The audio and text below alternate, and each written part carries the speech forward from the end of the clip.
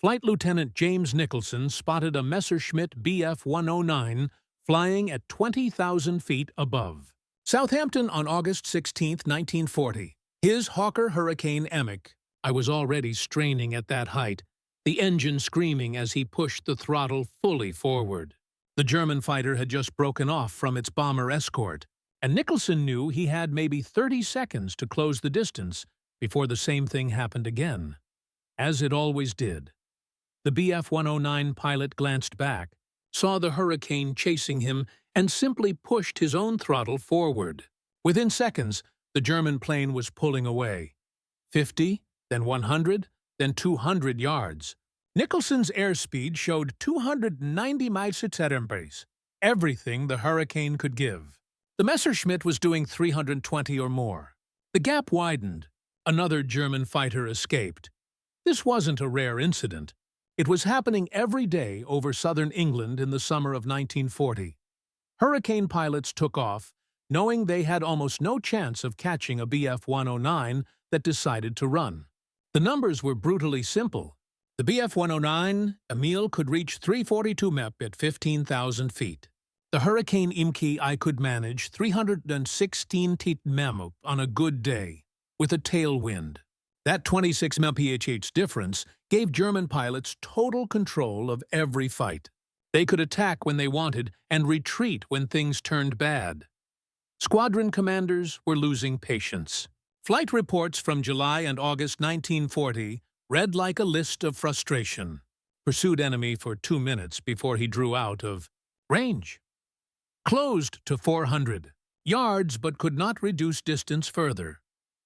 Enemy. Aircraft dived away and I was unable to follow. The pilots weren't failing. Their training was solid. Their courage unquestioned. Their tactics sound. The aircraft just couldn't catch the enemy. The Supermarine Spitfire did better, capable of 362 mph at 19,000 feet, but in August 1940, Fighter Command had fewer than 300 serviceable Spitfires and nearly 600 Hurricanes. The Hurricane was the workhorse of the Battle of Britain, the fighter that would ultimately shoot down more German planes than all other defenses combined.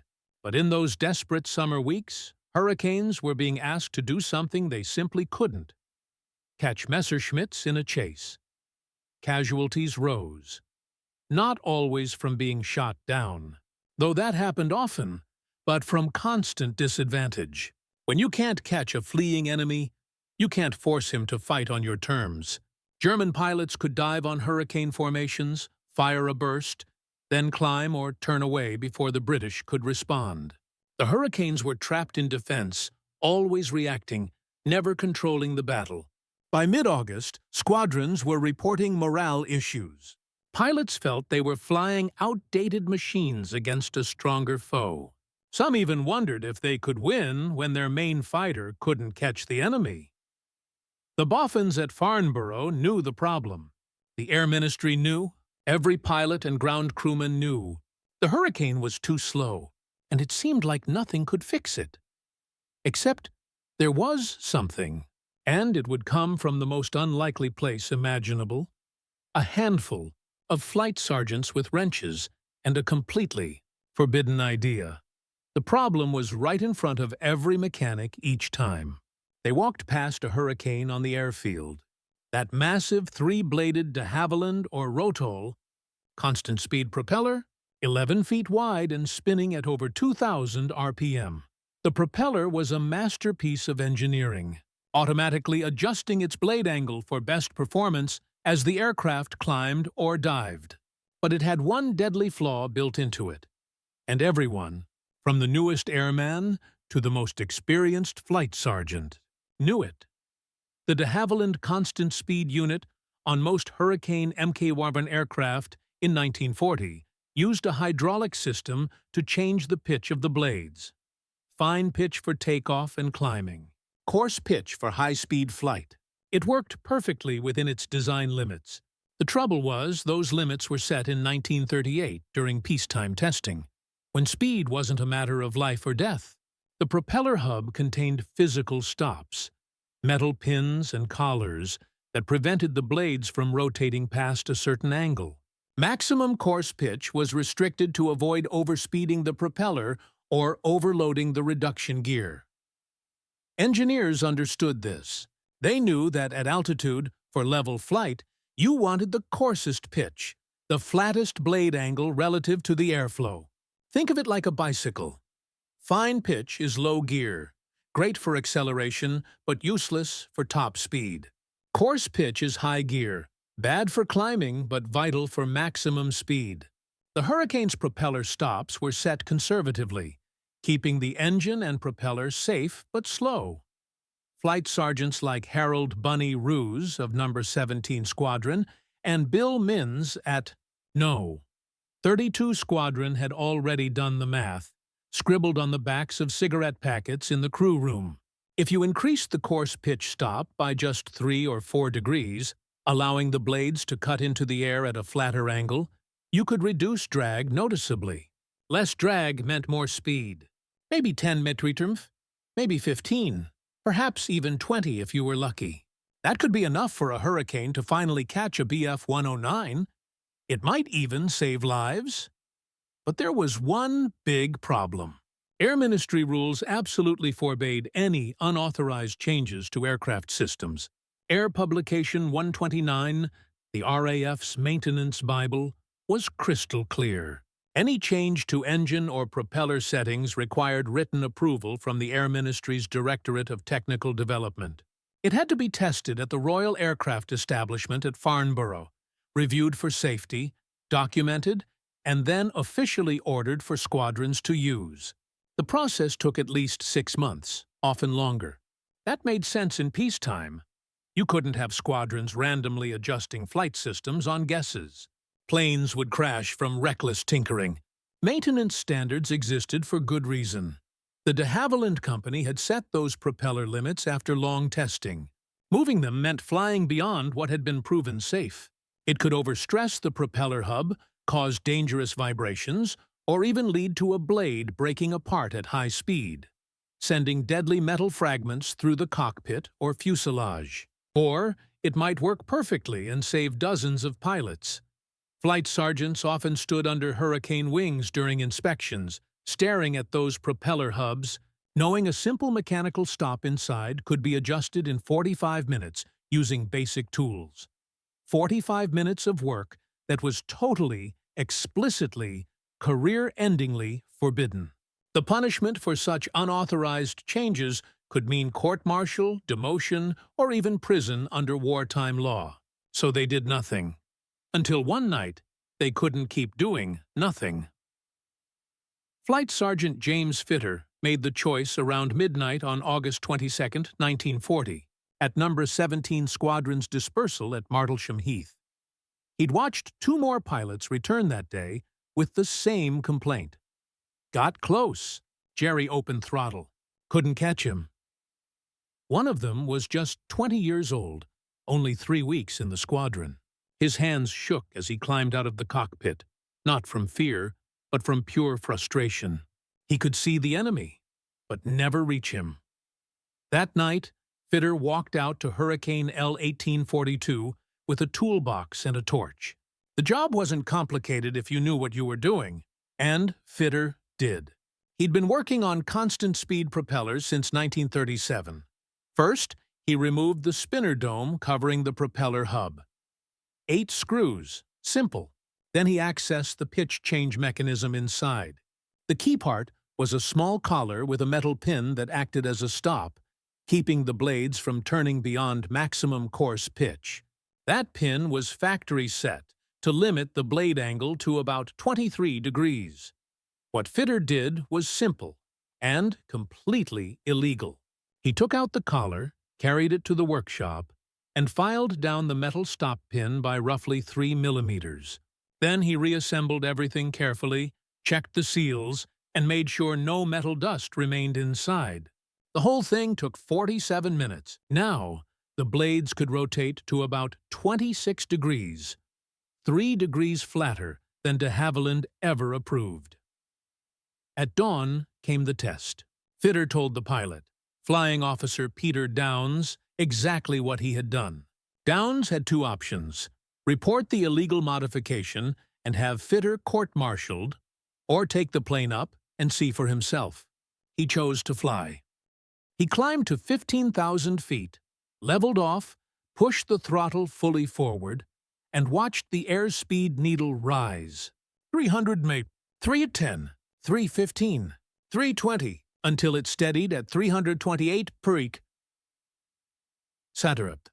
Downs almost shouted into his radio before realizing that would be proof of the illegal change.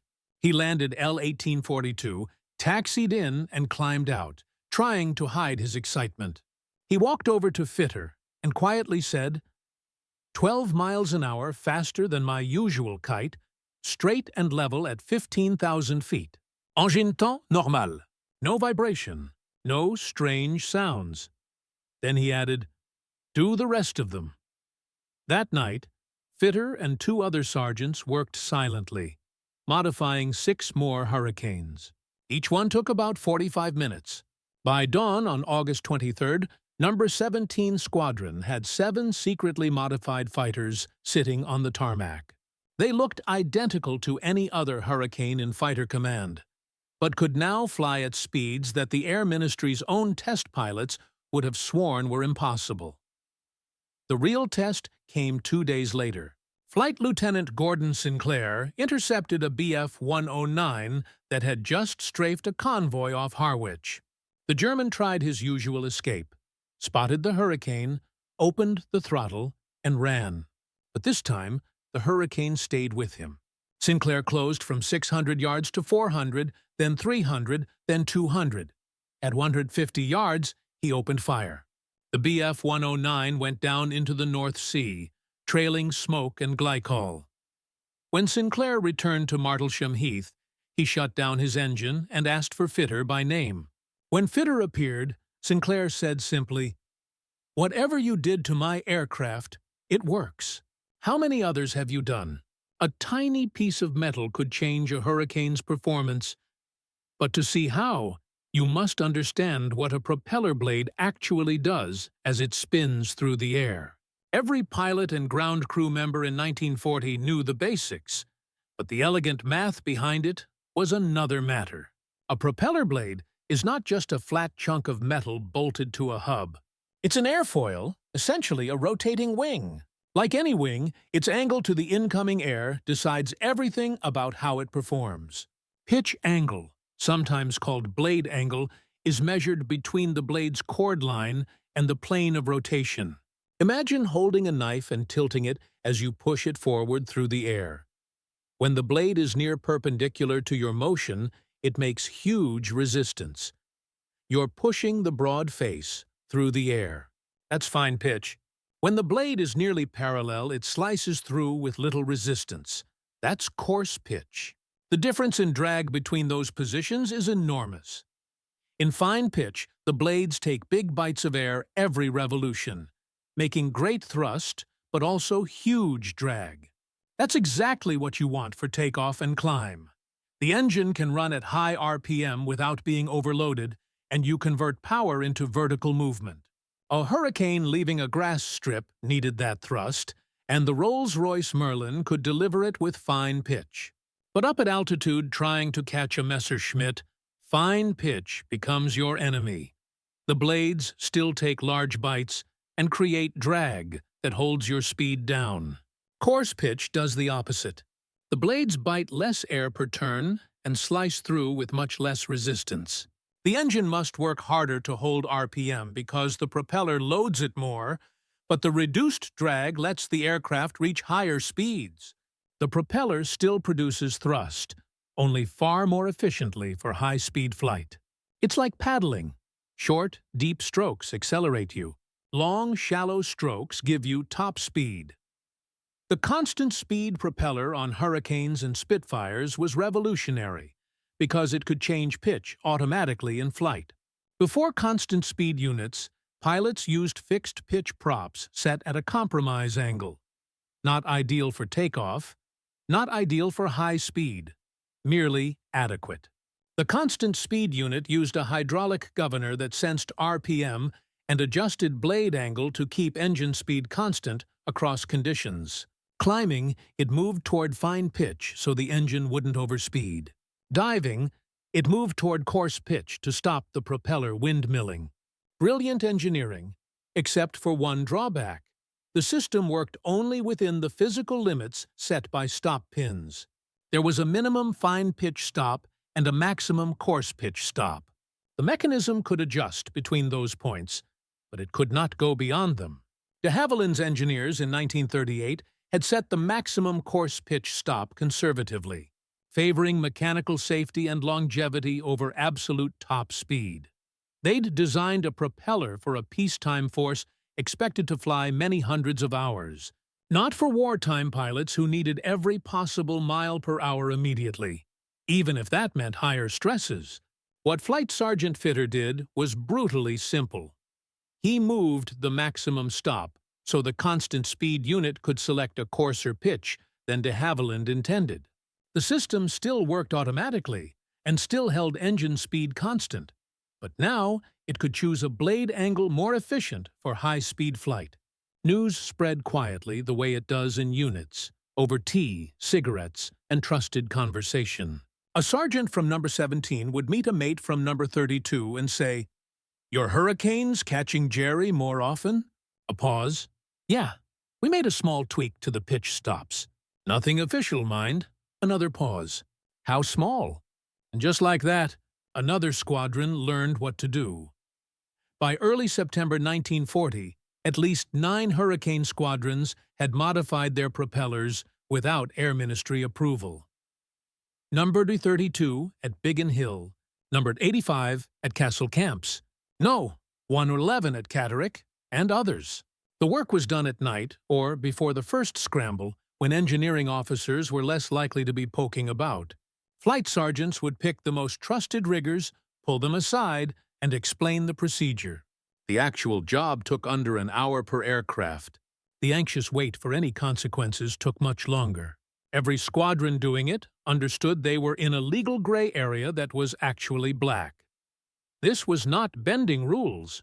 It was breaking them. If an Air Ministry inspection team arrived and began checking propeller hub settings, the consequences would be severe. If any Air Ministry inspector had measured the propeller pitch and found it outside the official limits listed in Air Publication 2095A, every flight sergeant involved would have faced immediate charges. It couldn't be hidden. A simple measurement of the maximum blade angle would expose the change at once. So the ground crews built an informal warning network. Station adjutants usually knew when ministry inspectors were coming.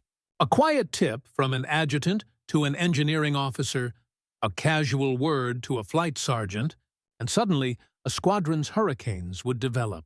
Mysterious propeller issues that required removing the hubs for routine inspection.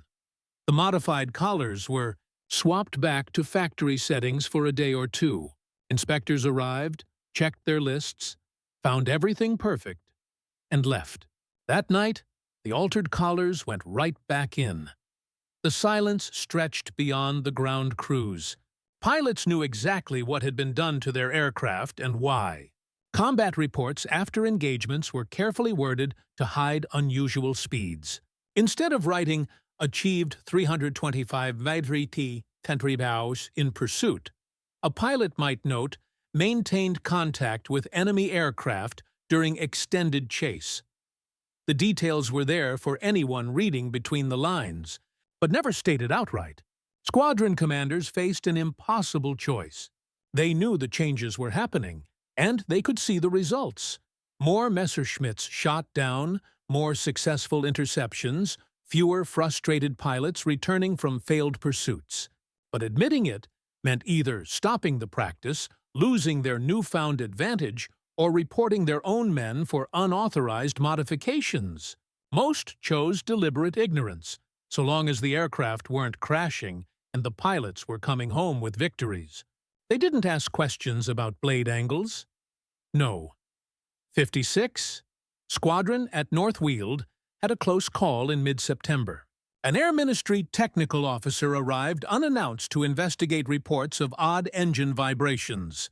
He began examining propeller hubs and measuring angles with a protractor.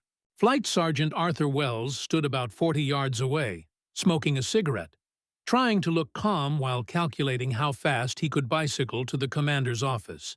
The inspector checked 3 Hurricanes, found nothing wrong with the engine mounts, the real source of the vibration, and left without measuring the pitch stops.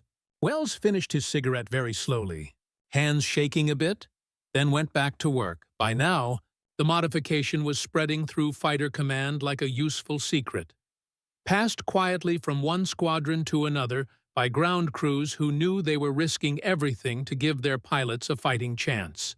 A combat report from Flying Officer Eric Mears of No. 1 Squadron, dated August 26, 1940, mentioned almost casually that he had chased a Bf-109 for about 4 minutes at full throttle before firing. 4 minutes didn't sound unusual until you compared it with July reports, when hurricanes typically lost contact within 90 seconds. Something had changed, and the results appeared clearly in Fighter Command's daily tallies. On August 30th, No. 85 Squadron claimed 3 Bf-109s destroyed over Kent, all in stern chases.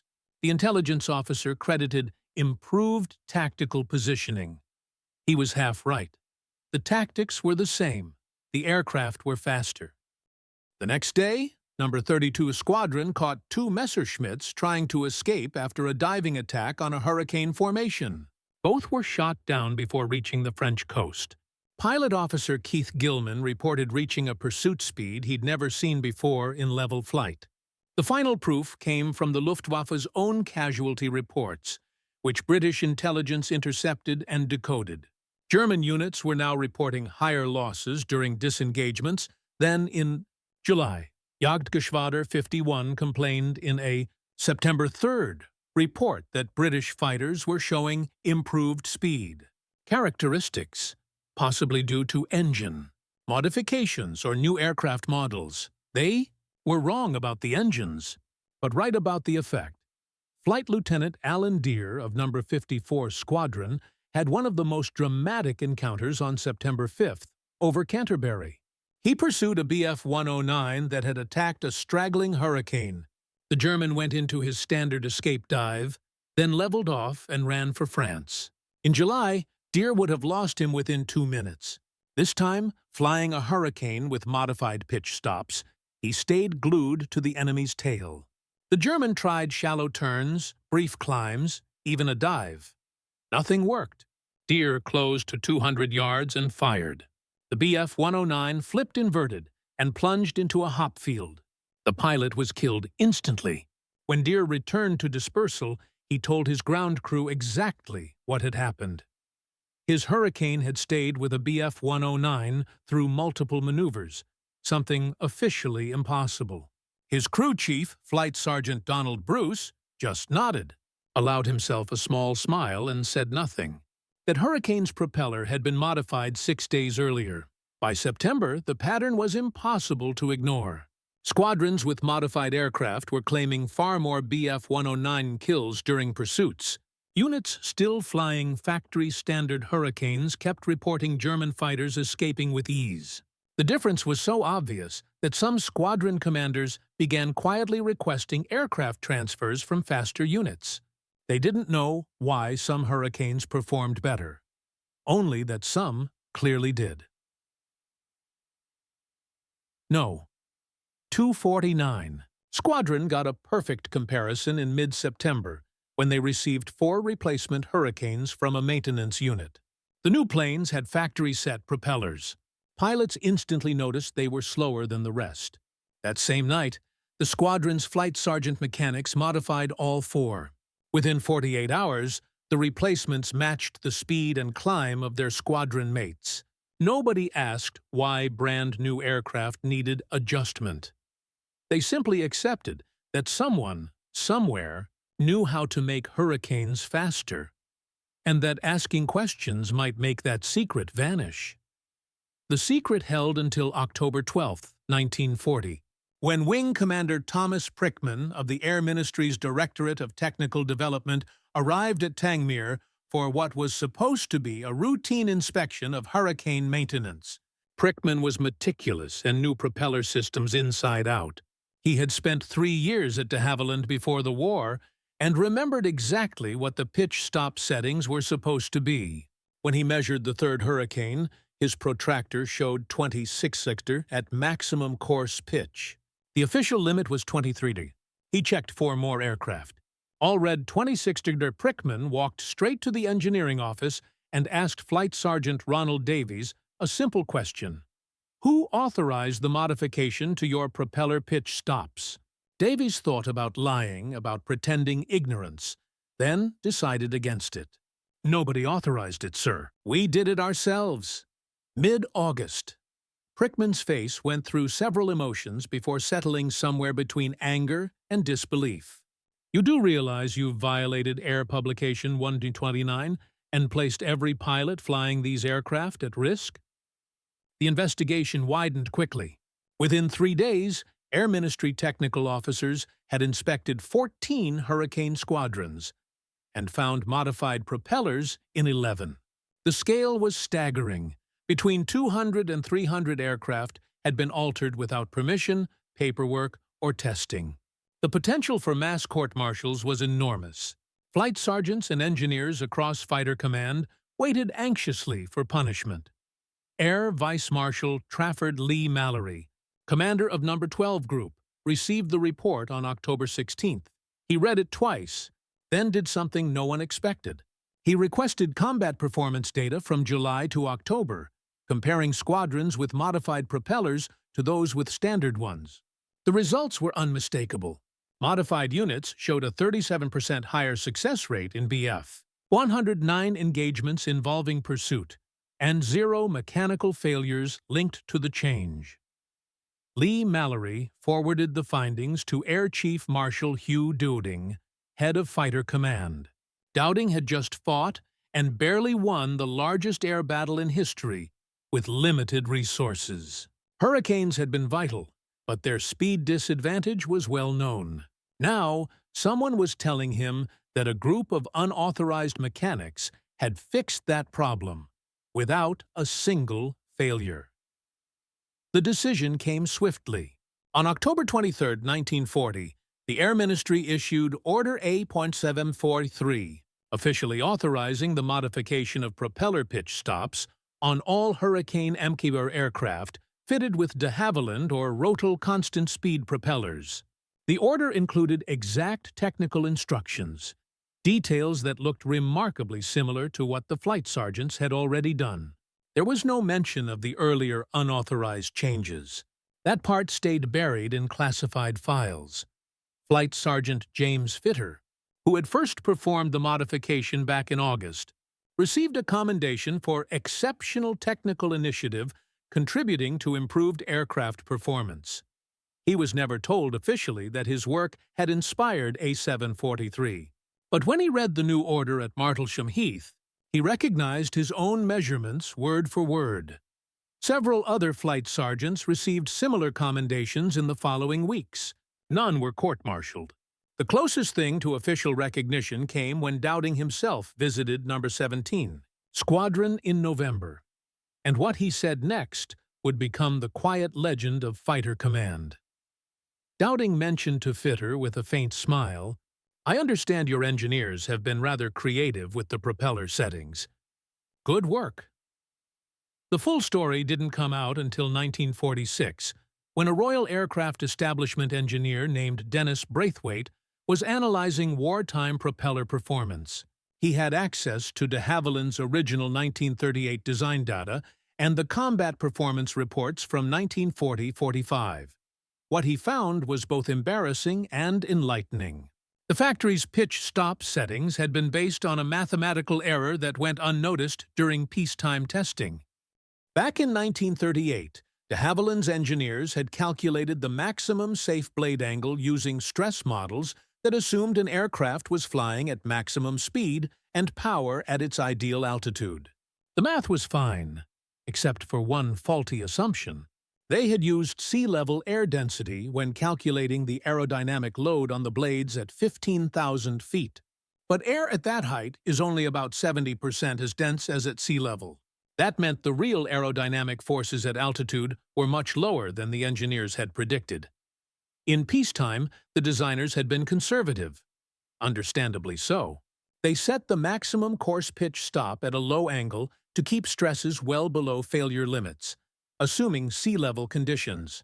But in actual combat, where hurricanes fought high above the ground, those limits were far too cautious. The blades could safely handle a much coarser pitch.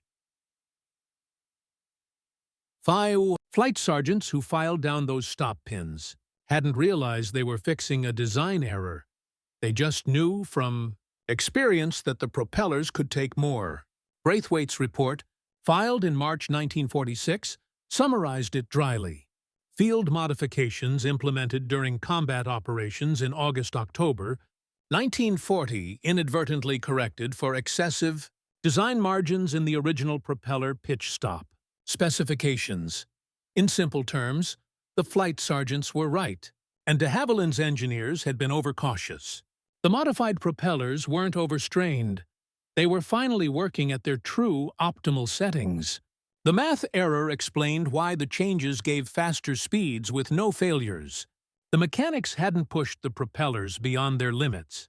They had simply pushed past unnecessary limits that came from incorrect assumptions. Braithwaite also found that the modified settings didn't just increase speed, they improved efficiency.